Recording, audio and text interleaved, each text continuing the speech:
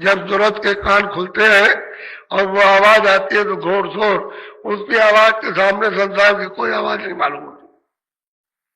ऐसी आवाज जब वो बर्दाश्त कर लेगा, उस आवाज में रम जाएगा, तो फिर इस आवाज को तब सुनता है। जब रम जाता है एकाएक में, तो आप कहोगे मतलब कहानी उड़ गई,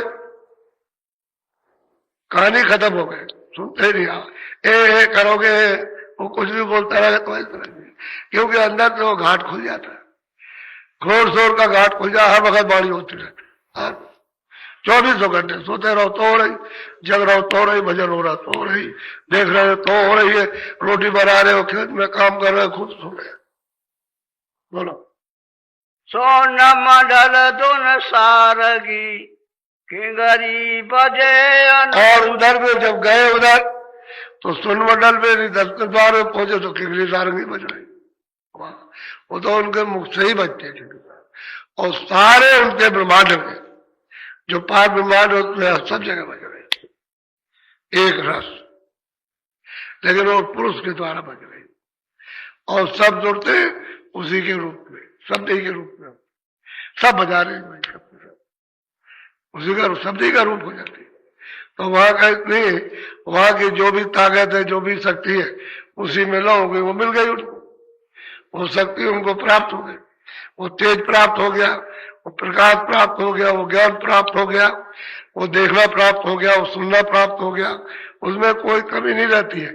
जब शब्द के अंदर तुरंत हो जाए तो पूरे के पूरे ब्रह्मांड व्यापक हो जाती है। बोलो। कोटि भान छवि रोम एक ऐसा पुरुष स्वरूप। हम कहते हैं कि भाई आगे मतलब ये कोटान कोट, हालांकि ये तो कुछ नहीं है।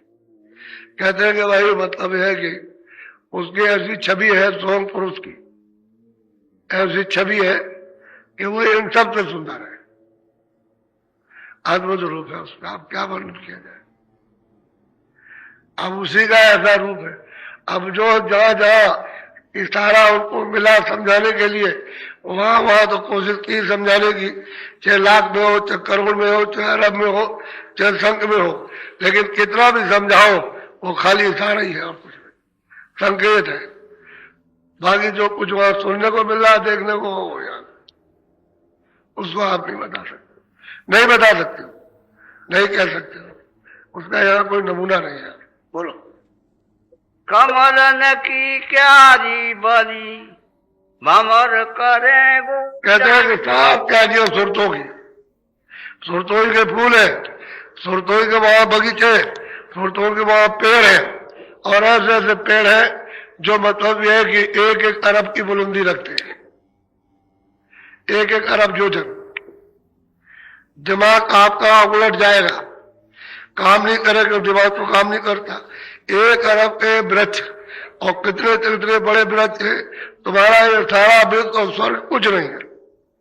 ऐसे ऐसे छायादार और फल और फूल उस पर कैसे लटे हुए, अगर दृष्टि से देखा जाए तो करोड़ों वर्षों तक देखते रहिए उसी को, और सब रुए, सब के सब उन वृक्षों पर लटक गए, रुए कुछ, और उन रुओं का कितना कितना प्रकाश है वो तो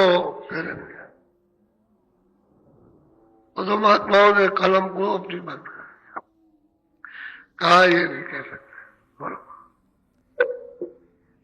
श्वेत सिंहासन बैठ कर देखे पुरुष समारे। कहते हैं साफ सोते, जब वो श्वेत पथ में पहुंच गई तो बहुत सवार करके उस पुरुष को, उसको निहार करके खूब दीदार और दर्शन करती है।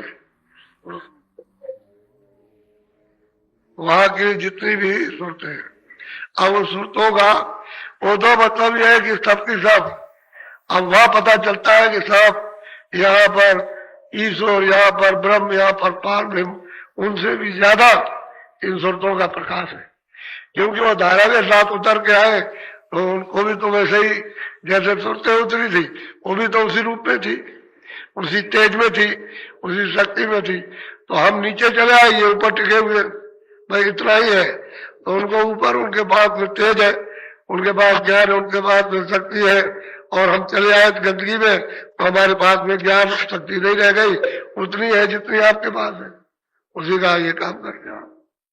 अब कुछ नहीं ना के बराबर हुए, ऊपर जाइए तो बहुत इन्हीं सोचोगे। तभी तो वहां कहते हैं कि सब उसी रूप में सबके सब है, सब पुरुष का दर्शन करते हैं सब। बोलो। बीन बांसुरी मधुर धुन बाजे पुरुष हजू। और कहते हैं कि बीन बांसुरी इतनी मधुर धुनी है कि जो इतनी दूर है, अरबों दूर पुरुष बैठे हुए उनको दिखाई दे रहा, लेकिन ऐसा मालूम होता है कि हमारे पास ही बज रहा है। यानी समरस, यानी समान बाजा बज रहा है, और सब उसी रूप में सब है, वो शब्द ही रूप है, उसी में तो सब निकल रहा सब में। सब हाजिर हजूर दर्शन हो रहे। अब भाई तुम्हारी आंख उतनी रह गई ना, अभी देख सकते हो 2 मील का 4 मील का आप देख सकते हो, और थोड़ा सा ये सामने का, और आंख खराब होने लगे तो नहीं देख सकते हो। अब वहां तो कोई पर्दा है नहीं है, वहां अरबों मील का दिखाई दे, अरबों योजन का दिखाई देता, अरबों योजन नीचे, अरबों योजन ऊपर, दाएं और बाएं यानी चौ तरफ दिखाई देता है, क्योंकि कोई पर्दा तो है नहीं।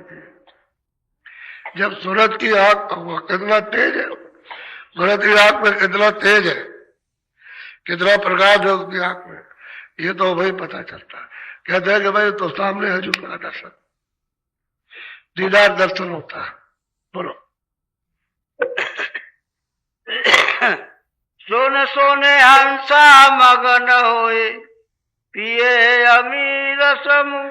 कहते हैं मूल उसका जो भोजन था अमृत पीता, अमृत का वो सागर ही है, कहते हैं वो अमृत पीते रहते हैं। अब ये जो है, ये तो पानी तो अमृत नहीं है, ये तो पानी जल पृथ्वी वायु आकाश है, वहां है सच्चा अमृत के देश में पहुंच गए आप, अमृत के सागर में तो अमर हो गए। अमृत पीती सब जीवन। बोलो। रंग महल सतगुरु का शोभायगमय सतपुरुष का जो सतलोक में रंग महल बना हुआ है, उसकी कौन महिमा कर सकेगा। आप एक साथ अरबों खरबों अपनी जिब्या धारण को कुछ नहीं कर सकते, ऐसा सतपुरुष का रंग है सतलोक में। अभी तो अभी आप तो कहते हो दिल्ली में बहुत अच्छा बना, नहीं वहां नहीं, इतना मुंबई में वहां भी अच्छा, रोजाना अच्छा है। अरे वो रंग है सतपुरुष का है, जिस खजाने से हम सब लोग यहाँ भेजे गए हैं, अरे उस मतलब ये महल का कैसा होगा। तो यहाँ आप सजावट करते करते कहते बहुत अच्छा, कुछ नहीं, वो तो अच्छा ही अच्छा सुंदर है, क्या उसके अगम है जिसकी कोई गम नहीं है। बोलो।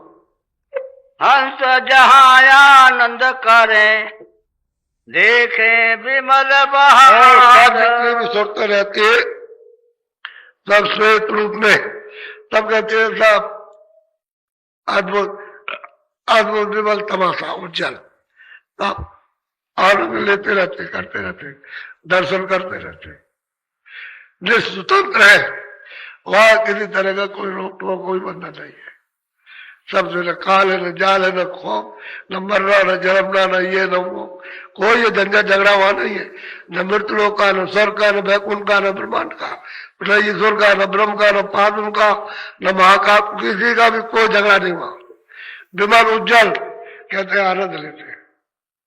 लेकिन कहा यही से, इसी मनुष्य शरीर से बैठ कर घंटे संग की आवाज को पहले बताया, इसी आवाज को आखिर में पकड़ करके उतरे और यहाँ बैठ गए। जब कर्मों का नियम नहीं बना था तो यहाँ घंटा घड़ियाल सब बज रहे थे, और सूरज उसको बराबर सुन रही थी, पकड़ के चढ़ जाती थी, उतर जाती थी। उस वक्त में कोई बात नहीं थी। वो तो बाद में जब गंदगी जब आप करने लगे, अधिकार दे दिया, पाप उनकी गंदगी जब जमा होने लगी, तब ये बात हो गई, तब घंटा और शंख की आवाज छूट गई। अब फिर निर्भरता से ला करके पकड़ लो, फिर चढ़ दो अपने घर में, फिर समझो घाटी में बज रही, और बिना इस आवाज को पकड़े घंटे संग की ऊपर नहीं जा सकते। इसको पकड़ोगे तब से जल कमल, वहां पहुंच के ईश्वर का दर्शन, और ऊपर की मृदंग की आवाज, बादलों की गरज, वो जब आप पकड़ोगे तो ब्रह्म का दर्शन, और ऊपर में तिगड़ी सारंगी, जब उपावाज को पकड़ोगे तो पार ब्रह्म का। इसी तरह से एक स्थान से दूसरे से सुनते चलो, पकड़ के चढ़ते चलो, तब आप अपने घर में जाओगे। ऐसे नहीं जा सकते। आने का तरीका हो जाने का, आने का रास्ता, जाने एक ही रास्ता। ये तुम्हारी इंद्रियों के बाहर अभी कौन अंधेरे के, इधर चले गए अंधेरे में इधर चले गए, उधर चले गए कोई इधर करा गए, कोई कहता है इधर चले चलो, कोई उधर, एक ही रास्ता, एक ही रास्ते जाने के। वो महात्माओं के मालूम हो, नहीं तो तुमको कुछ पता नहीं चलेगा। बोलो। अब यारते पूरन भई। अब वो सुरत कहती है, जिसको गुरु महाराज ने कृपा करके पहुंचा दिया, कहते अब आरत पूरा हो गई। ये मतलब पूरी हो गई, पूरा स्थान पा लिया, पूरे दर्शन किए, हजूर के दर्शन पूरे किए। साहब के दर्शन, उनको साहब भी कहते हैं, उनको हजूर भी कहते हैं, उनको मालिक भी कहते हैं, सतपुरुष भी कहते हैं, सब वही से आए। और फिर ऊपर जब जाना है तब तो उन्हीं के बल से तो भेज देते आप, वो तो फिर अपना बल देकर उनको इजाजत है, क्योंकि उसमें तीनों में उनका रूप है अनादि पुरुष का। तो जाओ उनका रूप देख लिया, हो जाओ वहां, उसमें कोई बनावट नहीं है, हाजिर हजूर है, इसलिए वो सत्पुरुष है सबसे ज्यादा। बोलो। अब यारत पूरन भई, मन पाया विश्राम। अगर भाई विश्राम हो गया, अब मन को भटकना नहीं है। क्यों कि ये चढ़ करके अपने भंडार में पहुंच गया, बुद्धि अपने भंडार में, चित्त अपने भंडार में, अहंकार अपने भंडार में, इसके जाल से छूट गए, और जो कारण भी था उससे भी अलग हो गए, और निकल करके सबसे परे जाके अपने देश में पहुंच गए। अब किसी तरह का कोई मतलब नहीं, जहां से आई थी जरूरत वहां पहुंचते।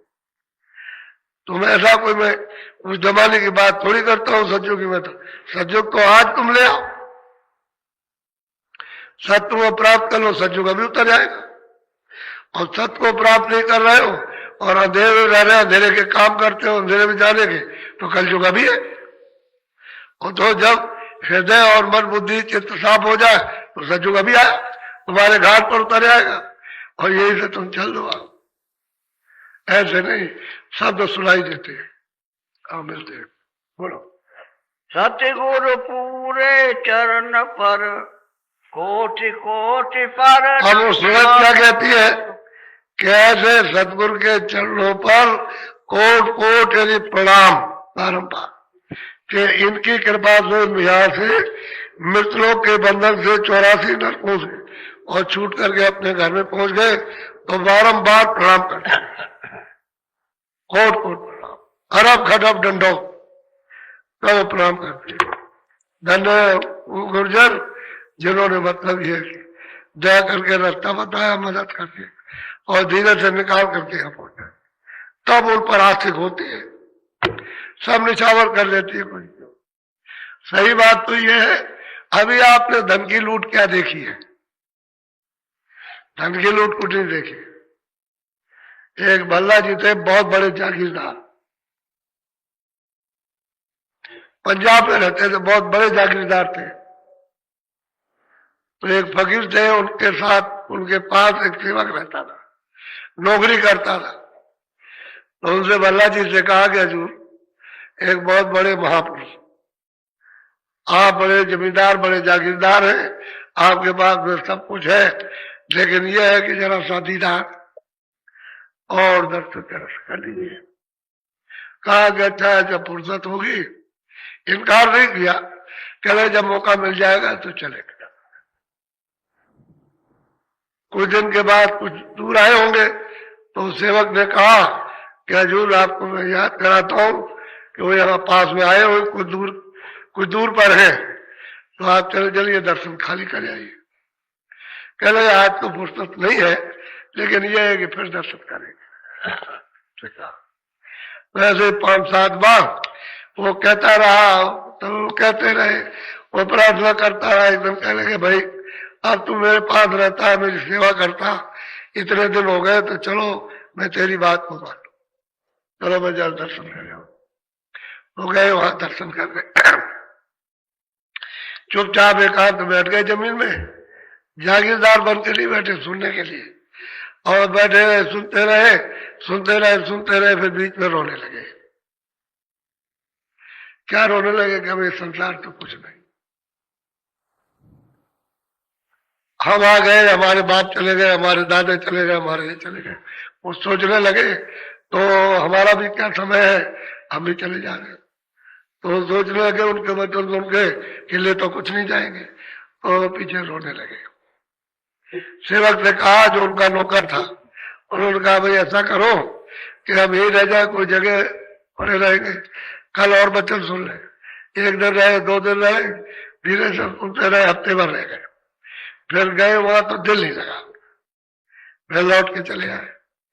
तो महात्मा जी सुनाते रहे, तो फिर उन्होंने कहा भाई ये संगत आई हुई है, ये पानी चाहती है, खाना चाहती है, आए हुए खाए। तो फिर वो गए, इंतजाम करके उस संगत का आटा, जो कुछ भी दाल चावल सब संगत को खिला रहे। उनका हो गया प्रेम, बहुत ज्यादा प्रेम। अब जहाँ जहाँ संगत लगे वहां पहुंच जाए, और उनकी तरफ से सब संगत के खिलाने का। आपको आश्चर्य की बात तो यह है कि उन्होंने सब कुछ उल्टा दिया, जितना भी उनके पास पैसा खजाने में था, वो उनके पास खेती थी, वो अब उनके पास में कुछ जानवर वो मर गए, उनके पास स्त्री थी वो भी मर गई, उनका बच्चा भी मर गया, और वो बराबर आते हो जाते रहे संगत में। आखिर में यह हुआ कि गुरु महाराज जरा दूर चले गए, और फिर खबर भेजी है कि अरे भल्ला बहुत दिनों से दिखाई नहीं दिया, और संगत आई हुई है, और वो तो ये सब इंतजाम करता था, अब वो कहाँ चला गया। तो सेठ को बुलाया, कहले भाई देखो ये महल कितने का है, बताया उस जमाने में कितने का है। तो पहले महल भेज दिया, और वो ले गए, भेज दिया कि जाओ संगत में लगा देना। अब उनके पास कुछ नहीं, कुछ नहीं। जो गुरु महाराज ने बताया बस वही। कह रहे भाई भल्ला को पकड़ के ले आओ, वो कहाँ रहता है, वो मतलब क्या करता। तो ले आए, कह रहे भल्ला तो मतलब कैसे कहते हजूर की मर्जी, बहुत अच्छी तरह से। क्या करते हो? कह लगे मैं भजन करता हूँ सुबह शाम दिन में। और खाते कहाँ से हो? कह रहे मैं बाकी खा लेता, किसी से घर से मांग लिया, खा लिया। कह रहे ये तुमने ठीक नहीं किया, यहाँ आ जाओ डेरे पर, आश्रम में आ जाओ। तो चले आए, आश्रम में रहने लगे। एक दिन गुरु महाराज जा रहे थे, पूछने लगे कह रहे भाई बल्ला क्या कर रहे हो? कह रहे भजन करता हूँ। खाते खाओ? कह लगा भंडारे में से लंगर खाने से खा लेता हूँ। कह लगे ये तुम्हारा काम है, आज जो हुक्म हो। कह लगे जाओ, वो जंगल है, वहां से लकड़ी बीन के गट्ठा ले आओ, और लंगर खाने में दो जहां भोजन बनता, तब खाना। बेचारे अपना भजन करे और सेवा हो करे, और लकड़ी बीनने के लिए जाए, बीन का इकट्ठा ले आए, और वहां लंगर खाने में दे दे, उसके एवज में खा ले। फिर एक दिन गुरु महाराज जा रहे थे, कोई झाड़ू लगा रहे थे, जागीरदार झाड़ू लगा रहा। पूछा अरे वल्ला तुमको क्या कर रहे हो? कह लगे हजूर मैं जाता हूँ लकड़ियां ले आता हूँ, और हजूर लंगर खाने में दे देता हूँ, रोटी खा लो। कह अरे वो भल्ला तू तो दूसरों की सेवा करता था, तू तो अपने पेट के लिए ही अब कर रहा, और उनकी सेवा तो कुछ करता नहीं। तो कह लगे हजूर जो हुक्म। कह लगे अच्छा एक काम करो कि एक तो गट्ठा लाया करो लंगर के लिए, यानी रसोई घर के लिए, और एक गट्ठा तुम ले आए संगत के लिए। 2 गट्ठे वहां जमा किया तो संगत की सेवा होगी, और एक गट्ठा जो तुम जमा करोगे लंगर खाने में, उससे रोटी खा लेना और भजन कर लो। तो बेचारे जाए और देर लग जाए, तो वह जंगल में लकड़ी इकट्ठी करते रहे, 2 गट्ठा बांध के लाए। लाते उतने ही थे, जितना पहले लाते थे उतना दूसरा भी, और दोनों एक साथ लाद करके लाते थे। और लंगर खाने में देते। एक दिन गुरु महाराज ने किसी के लिए कुछ काम के लिए कह दिया होगा, तो वो काम करता रहा, पूरा नहीं हुआ। जब सूरज डूबने लगा तो कहा कि अरे उससे कहो कि दौड़ के जाए जंगल में और जल्दी से लंगर खाने के गट्ठे ले आए। तो बेचारा चला गया, जंगल में लकड़ी बीनता रहा, अंधेरा हो गया। उसी अंधेरे में गट्ठर बांध करके जब चलने लगा तो रास्ता छूट गया।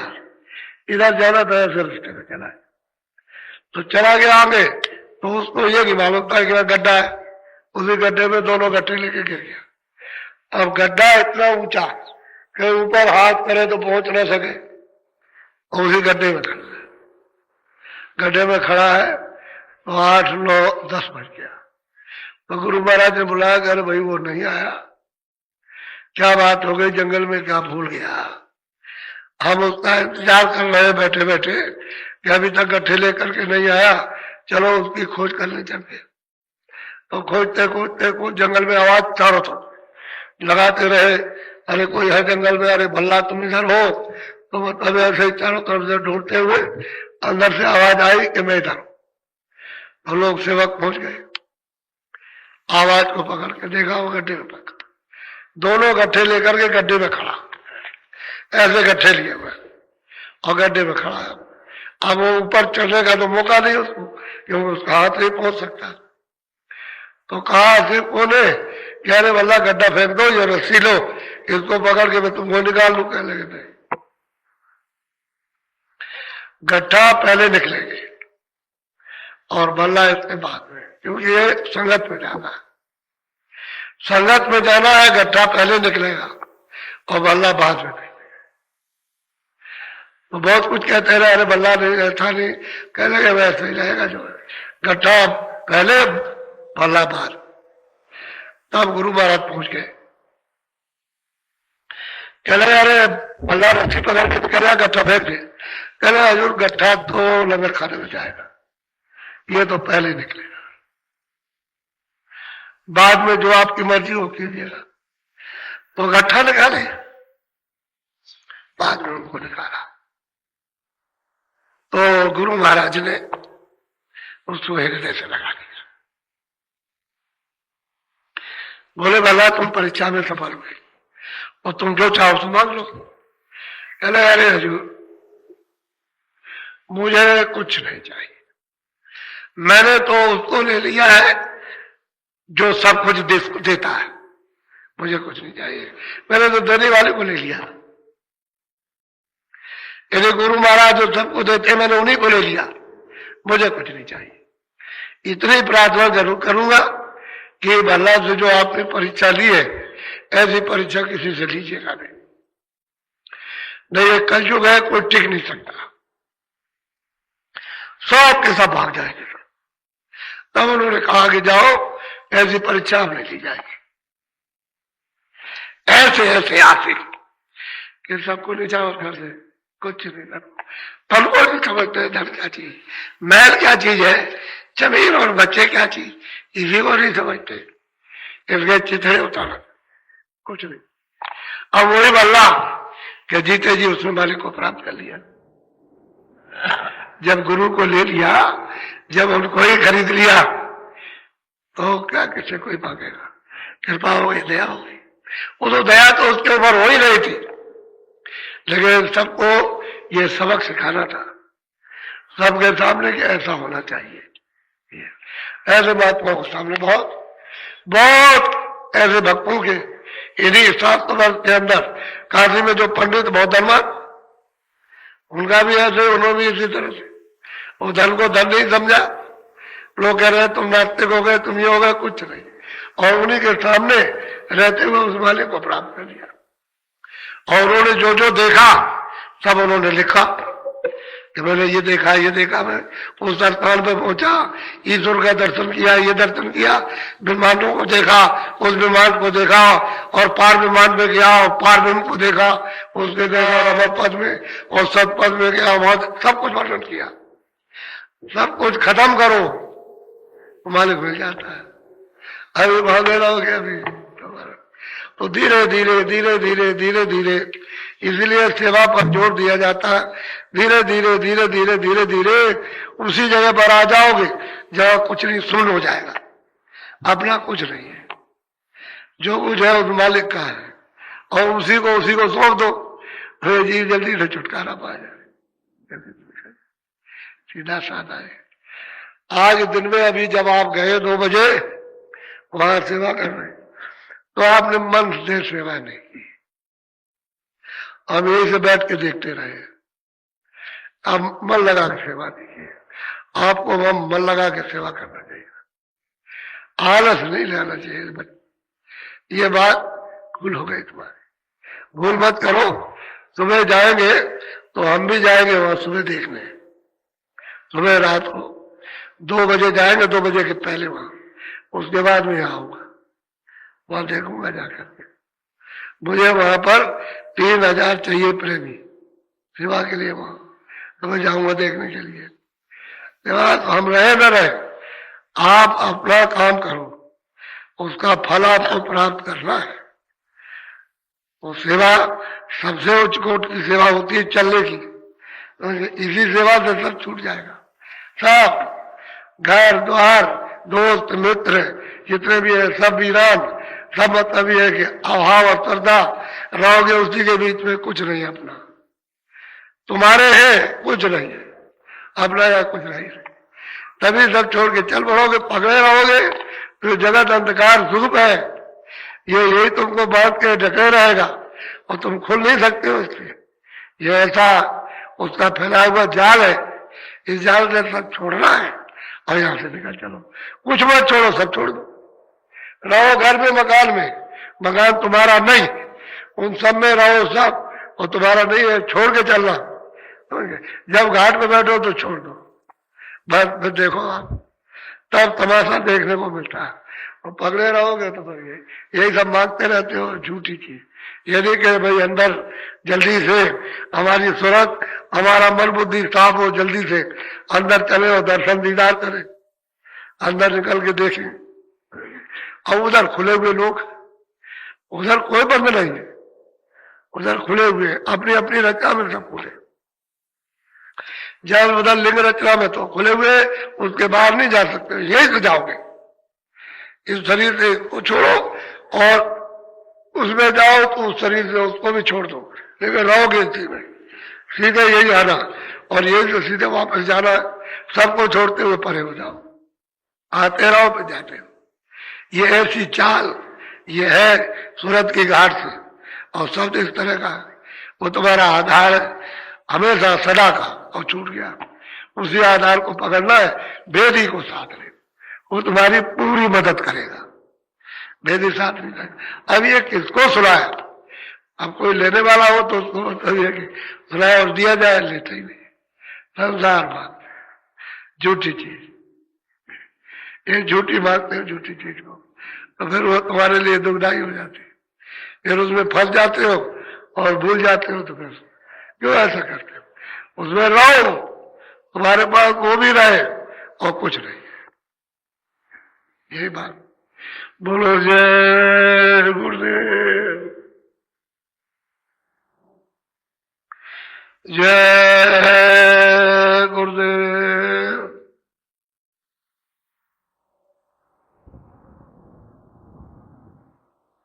अब आपसे भजन कराऊंगा।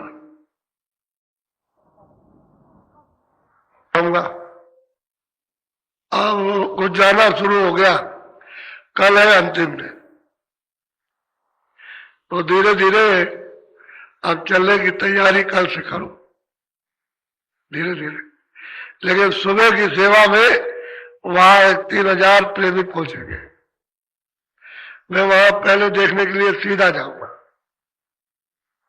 और वहां देखूंगा और फिर यहाँ आऊंगा। तो जो जाने वाले हो पहले पहल, वो तो यहाँ बैठ जाओ, मैं सुबह 2 बजे के लगभग यहाँ मिलूंगा आपके,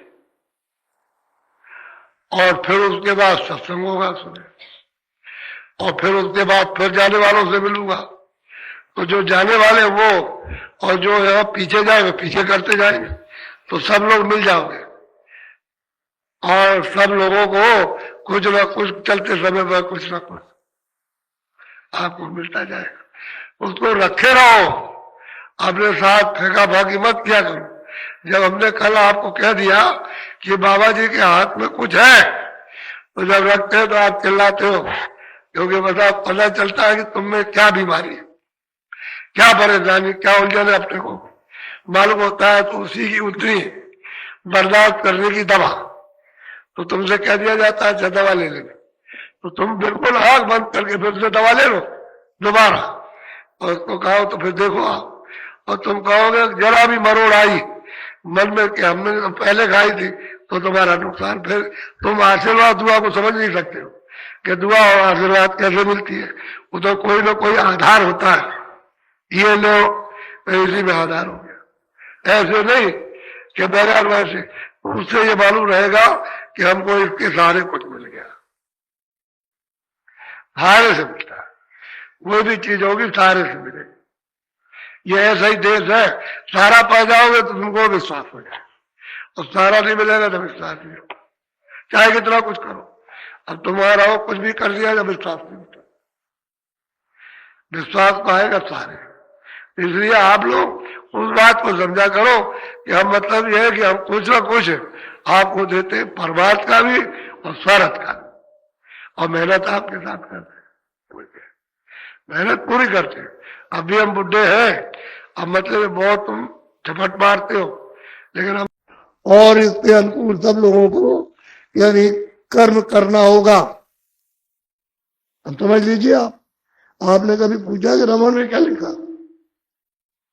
अरे पूछना तो चाहिए था, किसी से पूछते तो कोई जवाब देने वाला मिल जाता। अब ये तो उन्होंने कह दिया कि सतयुग सब जोगी विज्ञानी कर हर ध्यान करे भगवानी, लेकिन ये जब विधान बन गया तो उन्होंने कहा भाई देखो, कोई पुण्य करेगा तो हम मृतलोक का उसको फल देंगे, और कोई बुरे काम करेगा, पाप करेगा तो उसको हम मृतलोक में नहीं देंगे। सीधा सीधा उसने लिखा। और हम है काल, काल हम किसी से दोस्ती दुश्मनी नहीं, जो भी तुम अच्छा बुरा पाप पुण्य करोगे उसका हम फल देंगे, सीधा सीधा।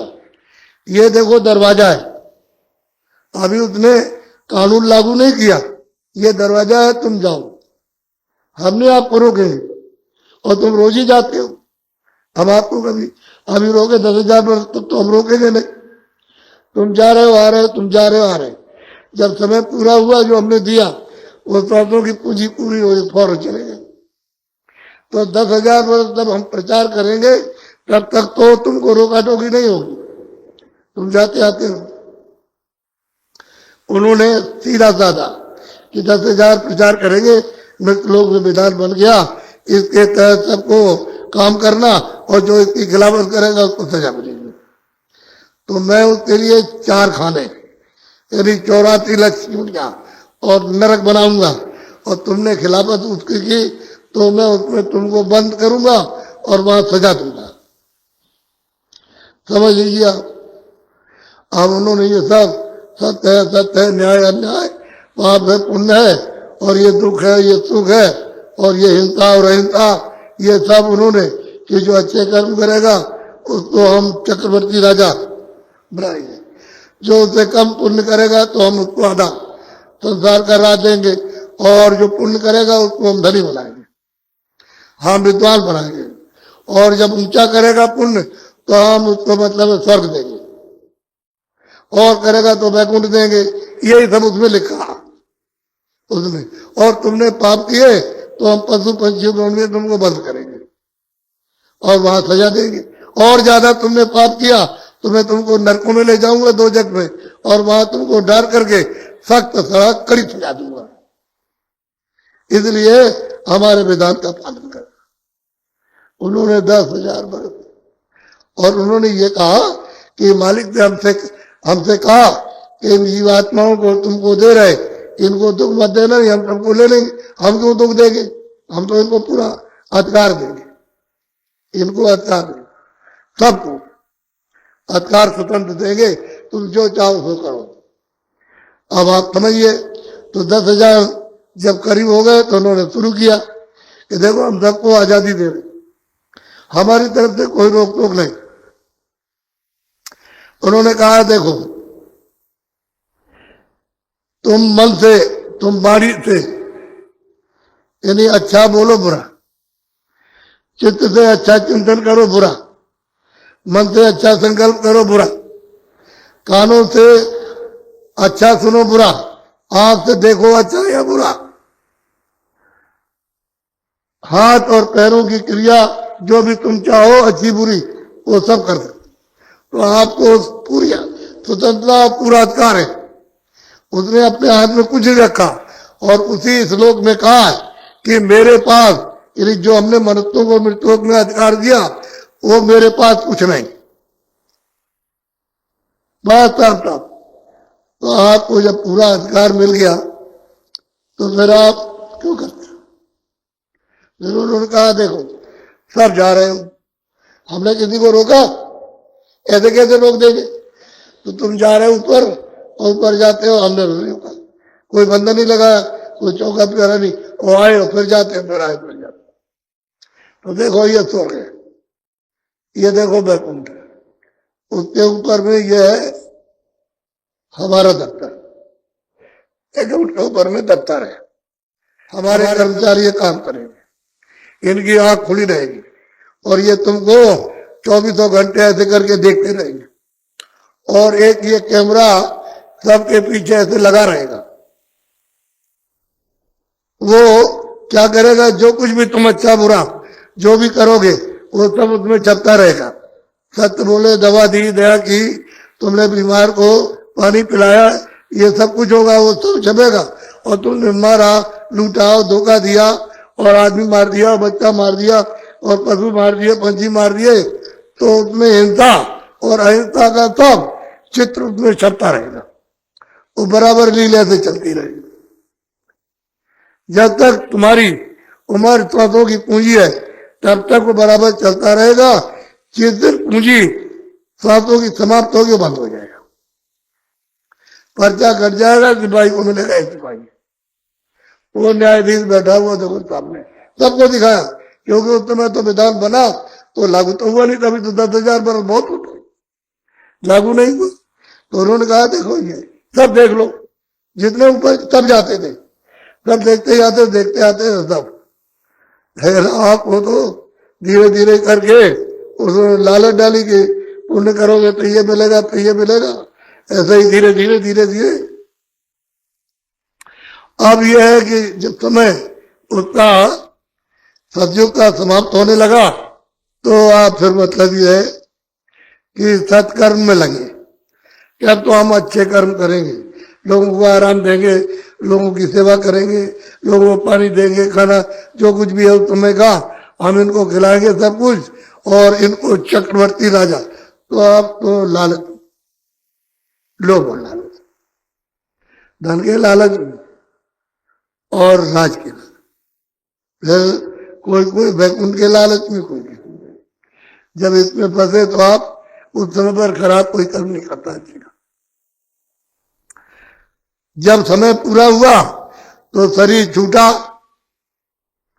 तो उन्होंने उसको पर्चा काट के सिपाही को दिया। सिपाही ने कहा कि भाई तुम्हारा समय पूरा हो गया और अब मकान खाली कर। तो मकान को खाली कराया, चला गया।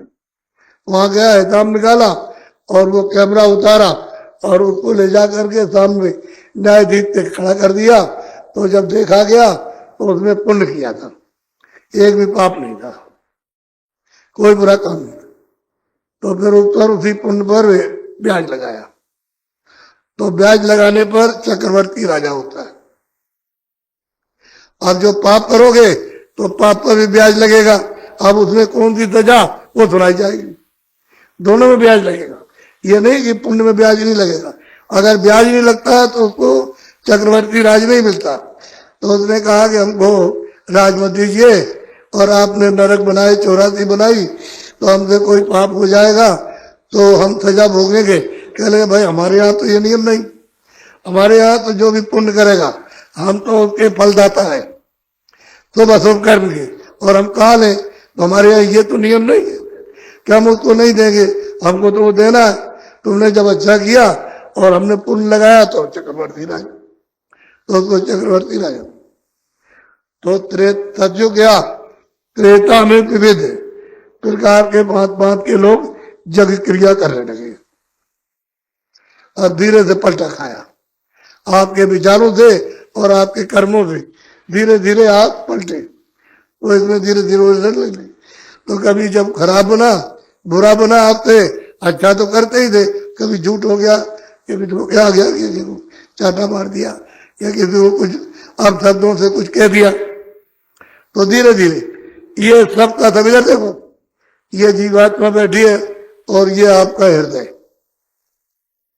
ये पूरा का पूरा ये आपका अंतःकरण है, दिल है, ये हार्ट है। इसमें सब के सब जितने भी अच्छे और बुरे आपने कर्म किए वो सब यहाँ जमा होते रहे। जमा करना, आपको तो ये पता नहीं, किसी ने बताया भी नहीं आपको कि ये जो है ये हृदय है, ये अंतःकरण है और ये दिल है, ये हार्ट है। इसमें सब, यहाँ पानी नहीं जा सकता, न अग्नि जाएगी, न तलवार जाएगी, न कोई तोप और बारूदी जाएगी, क्योंकि ये तो शरीर के ऊपर है। शरीर के अंदर जीवात्मा होती तो डॉक्टर अभी तरह से उसको गिरफ्तार कर लेते, लोगों को दिखाते कि ये जीवात्मा है, वो शरीर से बाहर नाके पर सामने है सर का नाका। अब ये पर्दे जमा होते गए तो आपसे भूल चूक ये हो गई कि जो नाम पकड़े थे वो आपने धीरे से छोड़ दिया। नाम, आवाज, शब्द, साउंड, देववाणी, कलमा, अनहद वाणी, समझ गए, वो आपने छोड़ दी, तो आप भटक गए। रस्ता जो आप पकड़े थे, रस्सा, सुतली नाम की सुतली पकड़े थे, तब तो कोई डर नहीं था, क्योंकि उन्होंने कहा था कि इसको छोड़ना नहीं, और छोड़ दिया तो तुम्हारे लिए मुसीबत होगी, फिर तुम्हें यहाँ नहीं आ सकते, तो छूट गया। अब आप ये पर्दा ये सब जमा करने लगे तो स्वर्ग के दरवाजे पर सब ये कूड़ा कचरा पाप पुण्य का जमा कर दिया, और अपने ऊपर वही कूड़ा कचरा पाप पुण्य का अपने ऊपर में डालने लगे। तो जीवात्मा यानी उसमें दब गई, तो आंख बंद हो गई, कान, उसकी नाक बंद हो गई, अंधेरे में आ गई। अब पता नहीं हम किधर जाते, कुछ मालूम नहीं। तो त्रेता विविध नर जग करें, अब विविध भाग से ये क्रिया करते थे कि शायद हमारा कल्याण हो जाएगा, लेकिन वो तो अज्ञान, वो तो जीवात्मा की आंख और कान और नाक बंद हो गई, तो क्या करें, किधर जाए। फिर आया ये कलयुग, द्वापर कर रघुपत पूजा, चरण कमलों की पूजा। द्वापर में तो वो भी आप भूल गए, यानी वो भी भूले और ये भी भूले, और कलयुग अब आ गया तो कलयुग केवल नाम बताना, और गाय गाय नर उतर ही पा रहा। तो कौन सा नाम, ये मोहते जो चिल्लाते हो नहीं, ये इधर 24 घंटे आवाज आ रही, इस नाम को पकड़ो तो पार उतरो। पार उतरने को कहा कि पार उतरो, तो इनके स्वर्ग वैकुंठ, इसके ऊपर में ईश्वर, उसके ऊपर में ब्रह्म, पर पार ब्रह्म, उसके पार उतर जाओ, पार। और जब सत्य देश में जाओगे तो आप निकल गए। तो वो तो भूल गया, कहते हैं नहीं तो अब ये करेंगे, कोई कुछ करता कोई कुछ करता। अब वो नाम तो पकड़ में आता नहीं, कोई जानता हो जानने वाला और नाम को पकड़ के जाता है तो वो तो बता देगा। वो तो कोई कोई अरे है, लेकिन कोई कोई उनको आप पहचान नहीं सकते। इनमें ये है, वो अगर पहचान दे तब तो दे सकते हैं, वैसे आप वो महापुरुषों को पहचान, जो रोज आते जाते कलयुग में, उनको नहीं पहचान सकते हो। और बहुत सी जीवात्माओं को इसी मनुष्य शरीर में, यानी अभी जगाते जगाते बहुतों को पहुंचाया, और आती और जाती। अरे भाई तुम अंधेरे में कहाँ हो, आपको कुछ देने आए, आपसे कुछ मांगने नहीं आए, कुछ अमोलक चीज। जब आपको कह दिया कि राज से, पार से, धन से, दौलत से, चांदी सोने से, हीरे जवाहरात से बहुमूल्य चीज देंगे, तो आप इस चक्कर में कैसे, आप यहाँ फंसे। अब आपको जब आपने किया बुरा कर्म तो कहा मैं कानून सुबह कर्म का मैं फले। तो आपने अशुभ कर्म किया तो यहाँ कुत्ते में, बिल्ली में, चूहे में, जीव जंतुओं में आपको ले जा करके बंद किया और मार मार करके कर्ज वसूल कर रहे। पहले कोई नहीं किया, पहले एक भी जीवात्मा, एक भी सूरत, एक भी रूह, उसमें एक भी सोल पहले उसमें नहीं गई। ये जो कर्म किए, मनुष्य शरीर मिला है कर्म करने के लिए और वो योनियां सब मिली है भोगने के लिए। तो इतने से जब हिसाब हुआ तब उसने उसमें दे दिया कि जाओ अब वहां जाओ, रोज चिल्लाओ तो सुनता। और ज्यादा आपने अन्याय किया, अनर्थ किया, यानी हिंसा की, तो फिर वो क्या करेगा? वो हुक्म देगा जाओ इनको ले जाओ नरकों में। आपको तो कुछ पता नहीं। महात्माओं ने कलयुग में जब अपनी आंख से देखा कि नरक क्या चीज है, उसमें कौन जाता है और कैसे जाता है, तब आपको बताया। तो उन्होंने कहा भाई 4 खाने 84 लक्ष्य में कौन निकालता, कौन ले जाता, किस तरह से हिसाब होता, ये सब देखा तो आपको बताया। लेकिन आपने एक बात नहीं सुनी, एक भी बात महापुरुषों की नहीं सुनी। आप अपनी धुन में रहे, वह ये करते रहे। अब ये जमाना आया कि मारो पीटो लूटो खाओ, मारो पीटो लूटो खाओ, छीन झपट लो, ये सब आया। तो ये बताओ कि वहां जो छप रहा और वो लिख रहे बैठ करके दफ्तर में, तो तुम्हारा हिसाब होगा सबका, उसे तो बच नहीं सकते। तब तक उस राजा का, जो चक्रवर्ती राजा था, आ गया समय, पर्चा कटा, फौरन सिपाही को दिया। सिपाही ने आवाज दी कि राजा राम नरेश, पर्चा तुम्हारा मिल गया, मैं आ रहा हूं, तुम मकान खाली करने को तैयार हो। बात इतनी आवाज उसने डरावनी सुनी, हालांकि उसने तो बहुत साधारण बोला, लेकिन वो आवाज ही बड़ी डरावनी। आंखें अंधी हो गई, कान बहरे, बुद्धि पागल हो गई, और जमीन पर गिर पड़ा। सब लोग दौड़ पड़े, राजा को क्या हो गया, क्या हो गया, कुछ देख लीजिए, कुछ बोल दीजिए, कुछ सुन लीजिए, कुछ नहीं। तब तक दौड़ा ये वारंट है, वारंट खाली करो तो क्षमा करना। उसकी वासना दौड़ने लगी, वो निकलता नहीं था। जब वासना दौड़ी तो सिपाही ने उस जीवात्मा को, उस रूह को, सोल को इतना मारा, इतना मारा। तो वो स्वामी तुलसीदास कहते हैं कि जलमत मरण दूसरे दुख होगी। जलने की पीड़ा मरने की कोई बयान नहीं कर सकता, नहीं सकता। इतनी पीड़ा होती है, और मार करके निकाल के शरीर से बाहर गया, शरीर नहीं पड़ा। क्षमा करना, ये जो आपने जमा किया तमाम, ये सब क्या है? ये कूड़ा कचरा, ये कूड़ा कचरा, ये जो जमा किया है उसको यहाँ रखवा दिया, यहाँ रखो, और इसको भी यहाँ रखवा दिया, यानी कूड़े को भी रखवाया। इसमें जब तक जीवात्मा की, तब तक ये चेतन था कूड़ा। अब इसको घर में कोई नहीं रख सकता, और वो सब कूड़ा था, तो आपकी मेहनत तो सब बेकार गई। जो इतनी मेहनत जमा करने में लगाई वो बेकार, और फिर वो ले गया वहां खड़ा किया तो हिसाब तैयार। वो हिसाब उसको दिया और कैमरा उतारा, और सिपाही ने उसको लिया और जज साहब के सामने पेश कर दिया न्यायाधीश। उन्होंने देखा हुआ देखा सब, और कहा कि इसकी रील चलाओ, तो वो सब चलाई। तो उसने कहा कि अरे भाई, तुमने शहर का शहर, तुमने मतलब नर नारी और बच्चे बच्चियों का कत्लेआम करा दिया। ये देखो, ये उनका सिर जा रहा है, एक हाथ जा रहा, एक पैर जा रहा है, बच्चे का, औरत का, सबका ये सब लूट लाट लिया और बच्चों खजाने में आपने भर दिया। तो तुमने एक भी पुण्य नहीं किया, एक भी पुण्य नहीं किया। ये क्या नहीं है? अब वो क्या जवाब दे? वहां तो इंसाफ है। तो उन्होंने कहा तुमको सजा सुनाई जाती, 1 ही मिनट का काम है, 2 मिनट 4 मिनट नहीं लगते। तो उसने सजा क्या सुनाई कि जाओ इसको सिपाही ले जाओ और नर्क में सिपाहियों को देना, और वहां देना तो इसको ये सजा दी जाती है कि उस नाम वाले नर्क में 1 करोड़ बरस तो जलाओ, जलाओ, यानी आग में उसको जलाते रहो।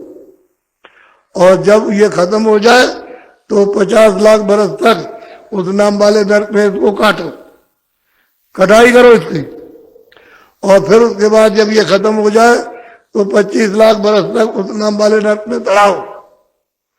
तो बच्चे सतयुग त्रेता द्वापर कलयुग बीत जाएगा, आपको ये मनुष्य नहीं मिलेगा। क्षमा करना, हमको आप माफ करते रहिएगा, हम तो आपको आगाह किए देते। समझ लो आप अच्छी तरह से, आप जो हिंसा कर रहे हो आदमी की, बच्चे बच्चियों की या पशु पंछियों की जो हिंसा करते हो, ये सब वहां छप रहा और वो सब लिख रहे, और उसका हिसाब होगा तो आपको ये सजा भोगने जाना। बच नहीं। इसलिए मेरी बेटी प्रार्थना, मैं भी आपसे करूंगा प्रार्थना, पहले सुना तो दूं आपको। जब उसने ये कर्म किया तो सामने बंद कर दिया, तुम्हारी स्त्री को, तुम्हारे पति को या तुम्हारे माँ बाप को वहां जाकर सुअर में बंद किया। अब कोई जाएगा वहां बचाने के लिए? सुअर को तो पकड़ करके उसकी छाती पर पैर बांध करके चढ़ते और इतना लंबा सूजा उसको छेदते हैं और चिल्लाता है। आप में से कोई कहता भाई ये क्या कर रहे हो? अरे आप तो मनुष्य हो। वो चिल्ला रहा, दर्द रो रहा और कोई सुनने वाला नहीं। तब फिर क्या करते? जब जान नहीं निकलती, प्राण नहीं निकलते उसके, तो बस पैर बांध दिए और आग लगा दी, उसमें सीधा कर दिया और सीधी आग जिंदा ही लगा देते। आगे बढ़ो, कितनी कड़ी सजा आपको मिलेगी। बच नहीं जाता, वही मनुष्य नहीं बच सकता। मनुष्य उच्च श्रेणी मनुष्य की है, यही आखिरी योनि है जो मालिक को प्राप्त करने की, और इसी योनि में जा सकता, और इस योनि से ये कर्म करेगा तो नीचे उतर गया।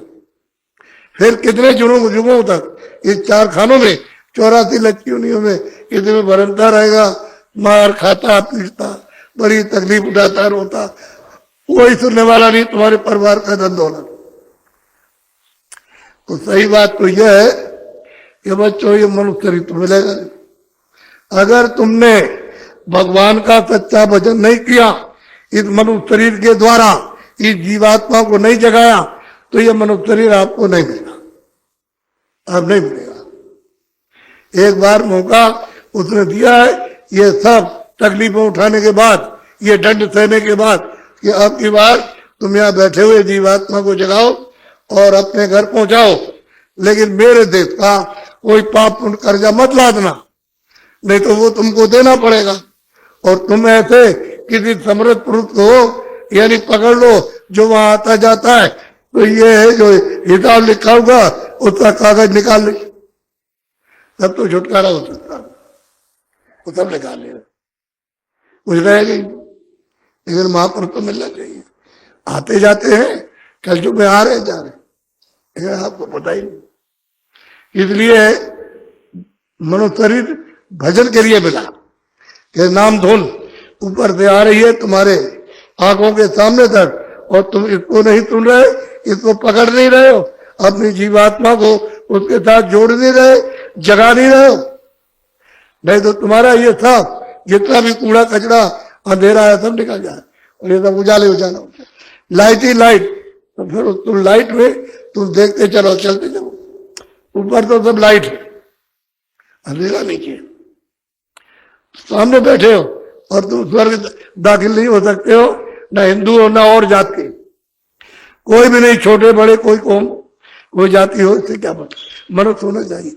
जाति आती हो नाम, ये तो उसकी तरफ से कोई नहीं, ना खुदा ने कहा तुम इस जात के हो, ना ईश्वर ने कहा कि तुम्हारी ये जात।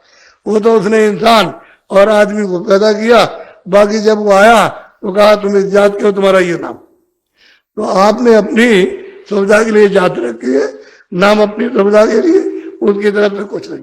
तो महात्माओं का क्या झगड़ा जात पात से?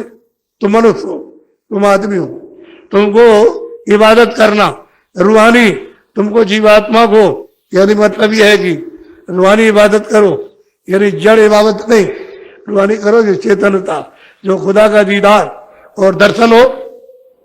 अरे उसका दर्शन तो रूहानी तो इबादत तो जानता नहीं, अगर तुमको बताए तो तुम्हारे लोग नहीं करने देंगे जो नहीं जानते, यार ये रूहानी नहीं। और उतने मुसलमान के चल जा रहे और पहुंच रहे, हिंदू जा रहे, कितने और छोटे बड़े, हमें कौन देगा, मतलब आदमी होना चाहिए। तो इसलिए आपको कुछ देने आए।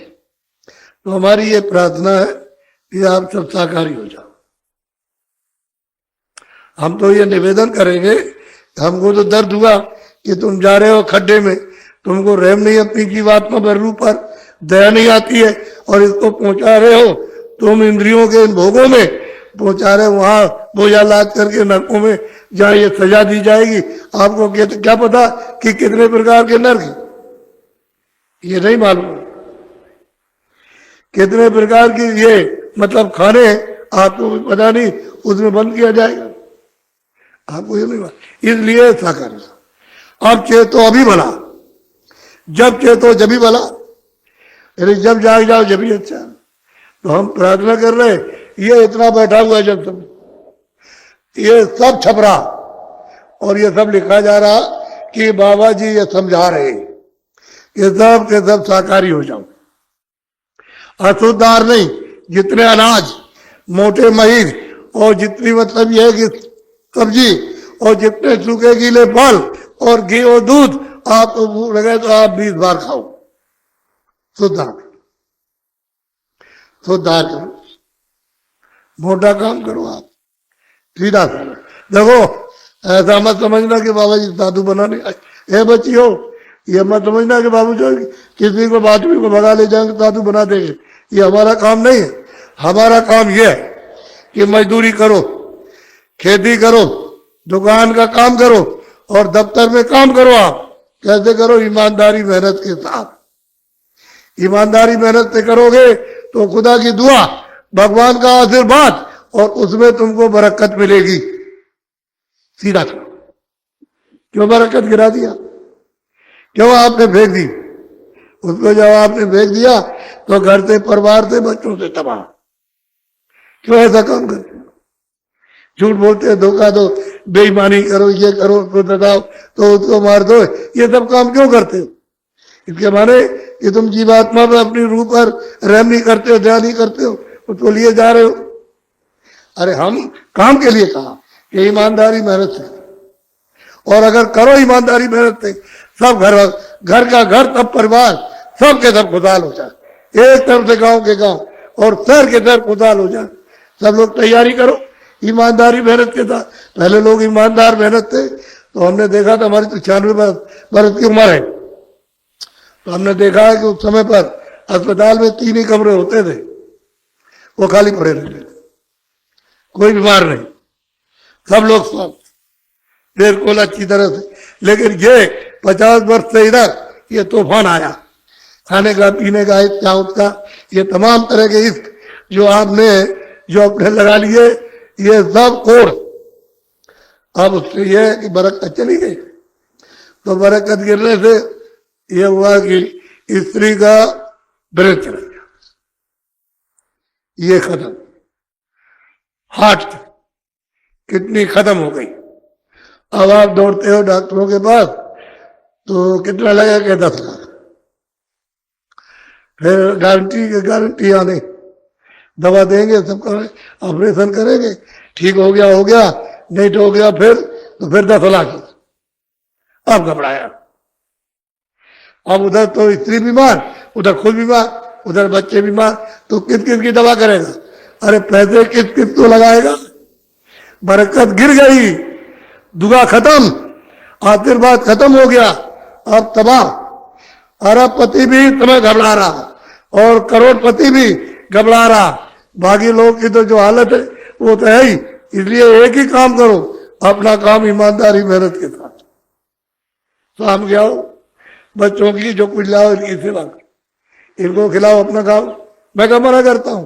और मैं अभी बताऊंगा कि आप 1 घंटे सुबह, 1 घंटे शाम को, जो अभी मैं बताऊंगा, इधर बैठ करके सच्चे मालिक की इधर साधना, उपासना इधर करो तो तीसरी आंख और तीसरा नेत्र तुम्हारा खुल जाए और स्वर का दरवाजा खुल जाए तो उसमें सीधे चल पड़ो। मैं तो ये आपको कुछ देने आया, ये थोड़ी कुछ कर रहे हैं कि आपको बता दें।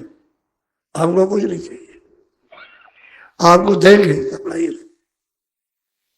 तो हम किसी का दफ्तर नहीं खराब करते, ना दुकान। न मजदूरी खराब करते, रखिए नहीं जरा, सब करो। हम भी तो मेहनत करते, इतनी उम्र हो गई तो हम भी अब भी मेहनत करते, आप भी मेहनत करते, तो आपको तो ये सोचना चाहिए कम से कम। इसलिए कोई साधु नहीं बना, घर ही में रह करके भगवान का भजन सच्चा होगा। और जो घर बार छोड़कर, बाल बच्चों को छोड़ करके कोई चला जाएगा और साधु हो जाएगा, उसको परमात्मा कभी नहीं मिलेगा, चाहे किसी भी जात का कोई हो, उसको मिलने वाला नहीं। याद रहे, यही पर बैठ के समय निकाल के इतना सो, इतना काम करो, इतना ये, उतना ये, और इतना तुम भजन का। इधर से मन और बुद्धि और चित्त हटा कर इधर लगा दो, तो इतना ही तो काम है। तो कोई शारीरिक कोई खर्च नहीं, कोई मत, इधर से हटाओ थोड़ी देर के लिए, आधा घंटा पौन घंटा इधर से हटा, इधर लगाया तो तुम्हारी तीसरी आंख खुल जाए, तीसरा नेत्र खुल जाए और कान खुल जाए, तो तुम देववाणी सुनने लगो, कलमा और आयतें आ रही, उसको बैठ के सुनो, तो तुमको तो कुछ पता ही नहीं, तुम सुनते ही नहीं कुछ बात किसी को। इसलिए मेरी प्रार्थना है, शाकाहारी हो जाओ और बीड़ी पियो, हुक्का पियो, तम्बाकू पियो। हमने तो कभी पिया नहीं, आप पी सकते हो, और जो बच्चे आज तक नहीं पिए कभी मत पीना, जो पीते हो पियो, और छोड़ना था छोड़ दो। लेकिन बच्चे बच्चियों, सर्वक इंसानों, सबके सब, कोई ऐसा नशा मत करो जिससे तुम्हारी बुद्धि पागल हो जाए। और माँ आ रही है कि बेटा तुमको क्या हो गया, तो उससे वो पटाख बोला और हाथ पकड़ लिया कि तू औरत। तब तक लड़की आई दौड़ के कि दादी के साथ क्या कर रहे हो, और मतलब यह है, तो इसको छोड़ के लड़की का हाथ पकड़े, तू औरत है और चल तुझे अभी कमरे में ले चलता हूं। तब तक चाती बची थी जोड़ी, तो उसको पकड़ लिया। इतनी नीच बुद्धि कि उसे ज्ञान ही नहीं कौन है कौन नहीं है, बात ये। तो बताओ, जो छप जाएगा वहां लिख जाएगा, तो कितनी कड़ी सजा कि माँ को कहता औरत, लड़कियों को कहता है औरत, चल तुझे अभी बताता। ऐसा नशा कोई नहीं। और तो मैंने कुछ कहा नहीं, मैंने तो सब, मुझे दर्द हुआ कि आपके हित की बात बताई, मुझे सबके लिए दर्द हुआ कि तुम्हारा